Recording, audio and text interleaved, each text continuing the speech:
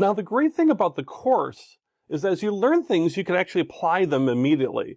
And as you go through, you might say to yourself, hey, as I go through the course, I would like to try some ideas without risking any money.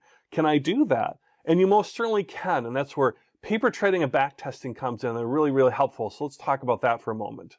So paper trading is where you'd use like an online broker or a research site or something for free with fake money, right? So it's for free and you're not using your own real money, you're using fake money, and where you can actually apply what you're learning in this kind of this free, safe environment. It's a safe space where you can learn the mechanics of placing trades and building your portfolio, and you can also test drive out and try out some of these new investment indicators or tools that we're going to learn about, strategies and order types, all these things we're going to learn about without risking any real money.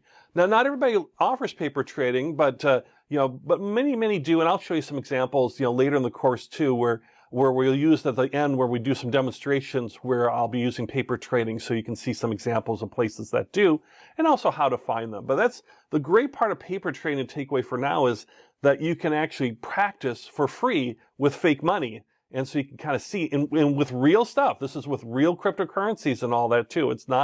This is like real time as far as in the real market. So you can really see what would have really happened if you had invested real money. Oh, and off the bat, a couple places for cryptocurrencies, because they're not as prevalent as, let's say, like the stocks would be, stock market, for paper trading. But TradingView has a free paper trading thing. You can, with ads, you can do stuff for free there. And then eToro, which is kind of like Robinhood, kind of like a low-cost broker thing. They have some free paper trading as well too that you can do as well if you sign up with them. And eToro's in a lot of different countries and support a lot of different areas, just like TradingView uses a lot of different countries. So, and you can see here from eToro, you get $100,000 to practice and improve your trading skills. I would assume that if you're from, let's say, India, that would be, on their India version of the site, it would say rupees or pounds for the United Kingdom or euros or whatever might be your currency. But it's the idea that you can practice and trade for free. Now, backtesting is a little different. So that's the same thing where you're using an online broker site for free and you're using fake money, but the idea is that you're going to kind of backtest or test some of your strategies or ideas going back in time. So if paper trading is like forward in time, I'm practicing in real time right now, backtesting would be going backwards in time and seeing how things would have played out. And it's an idea of trying out a strategy or use of a technical analysis tool or tools, and you want to see what the results would have been in the past. Would it have succeeded? And the key is that it's really using real data pulled from the broker site automatically to kind of run this backtesting. Now, backtesting can get a little trickier, and that's also even less offered than paper trading. So if you don't find some backtesting things, no worries.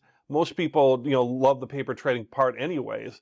But the idea is there is ways that you can backtest your stuff as well, and you can search for those types of things as well. So paper trading and backtesting, they're very similar, and the whole goal with both of them is they're designed to practice what you learn in the course. Think again, backtest is more like historical information that you're using, and paper trading is practicing with current information, and then going forward. So you'd see how it might play out over the next hours or days, depending on what your time frame is. And both of them are using, in effect, live trading, is the idea of live trading, but with fake money, not real money. And then eventually you graduate up to live trading yourself, maybe starting with small amounts of actual real money.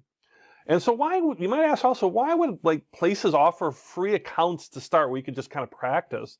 And there's a lot of computing power behind that to make that happen. And the idea is that, online brokers want you to be successful. They want you to learn and use their system, especially learn their system and love their system, their platform. And then they want you to eventually trade real money, right? So they can charge fees against it. That's how they make money. They don't make any money on free practice testing stuff or paper trading, but they make money after you become confident. And when you start putting in your real money, that's where they make their money. So they have really nice, good paper trading systems and backtesting systems in many cases as well. So paper trading and backtesting, great way to start. Oh, and when you are ready for, let's say, more actual live trading, a good way is to I have a whole section on exchanges, so watch that section. But you can also kind of start early just looking for paper trading stuff. You can Google things just to search like cryptocurrency exchanges that are in your country. That's the key first thing you want to look at is what's supported in your country, because not everything is. So this is cryptocurrency exchanges in the UK, for example, or cryptocurrency brokers in Canada, or India or wherever, United States, put in whatever, your country is. You want to narrow that field down before you start looking at, let's say, an exchange real closely or a broker closely, and then find out, oh, they don't support my country, because these are all regulated. So, you have to kind of understand that as well, too. We're going to have some other examples of where you can find some of these things also by country or different ways you can find stuff in the exchange section. But here's a nice little link or a nice place to get you started if you're curious, called BitcoinTradingSites.net. And they have different ways that you can kind of evaluate or look at different ways to trade. And they have a nice part where you can kind of get a download by country. And you can see the example here on the screen. And so that's really nice where you can start narrowing your choices down, because, and make it easier for you to find the exchange or the broker that you want to use. So watch through the next lessons as we talk about cryptocurrency coins, especially that section of exchanges. They'll kind of help set you up for success too. But then the real, meat of the whole course is in the trading indicators section and how to place orders and strategies that come later too. But this is kind of like the building block stuff to get you there.